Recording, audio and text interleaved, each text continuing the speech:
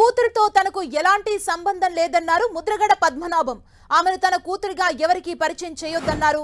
తన కూతురితో పిఠాపురంలో ఇంటింటికి ప్రచారం చేయించుకున్నా భయపడబోనని, బాధపడబోనని ముద్రగడ అన్నారు. ముద్రగడ కామెంట్స్ ని ఇప్పుడు మనం చూస్తున్నాం. తన కూతురితో తనకు ఎలాంటి సంబంధం లేదన్నారు ముద్రగడ పద్మనాభం. ఆమెను తన కూతురిగా ఎవరికీ పరిచయం చేయలేదన్నారు. తన కూతురితో పిఠాపురంలో ఇంటింటికి ప్రచారం చేయించుకున్నా భయపడబోనని, బాధపడబోనని ముద్రగడ తెలిపారు. మా అమ్మాయి నా ఆస్తి కాదు, ఎప్పుడు వారి ఆస్తి. మరి ఏమైనా చేసుకోనివ్వండి. అమ్మాయి వెనకాల ఉన్న పెద్దలందరికీ కూడా ఒక రిక్వెస్ట్ చేస్తా ఉన్నాను.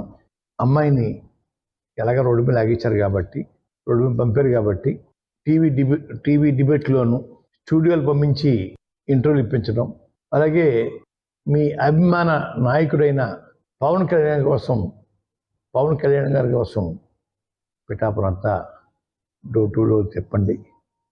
ఏమీ భయపడను, బాధపడను. మీ ప్రాపర్టీస్ అంతా ఏమైనా చేయించుకోండి. ప్రాపర్టీ కానీ నా కూతురు డయాస్ మీద తమ పరిచయం చేశారట. మొదగా పద్మనాభం కూతురు అని చెప్పి ఎందుకు చెప్పుకోవాలా?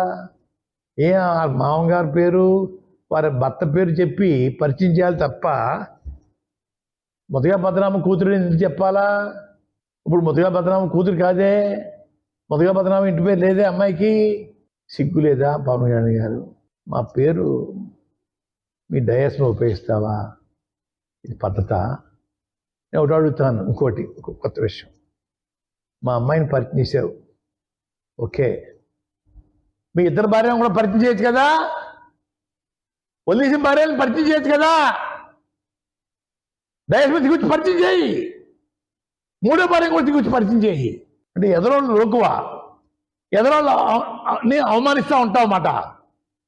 నీ ముగ్గురు భార్యలు దిగుచ్చి డయాస్ మీద పరిచయం చేయి.